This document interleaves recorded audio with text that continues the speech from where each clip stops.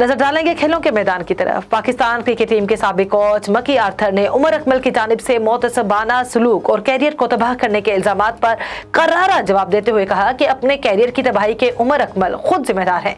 Social media site Twitter पर उमर अकमल के इल्जामात को देखकर मकी आर्थर का कहना था कि जरा आईने में अपना चेहरा देखो Umar Akmal. Asian track cycling championship में शिरकत के लिए कौमी साइकिलिंग टीम को भारत की जानिब से ताहाल वीजे जारी न हो सके। एशियन ट्रैक साइकिलिंग चैंपियनशिप 18 ता 22 जून दिल्ली में होंगी। चैंपियनशिप में 42 ममालिक के साइकिलिस्ट इन एक्शन होंगे।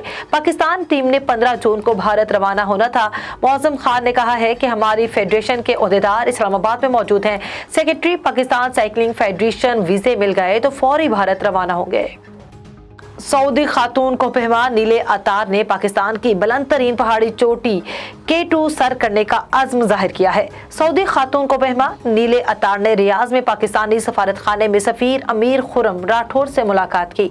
पाकिस्तानी सफीर समेत दीगर अफसरान ने सऊदी खातून कोपहमा की कामयाबी के लिए नेक ख्वाहिशात का इजहार किया और कहा कि इससे पाकिस्तान की सियाहत मजीद फरोग पाएगी।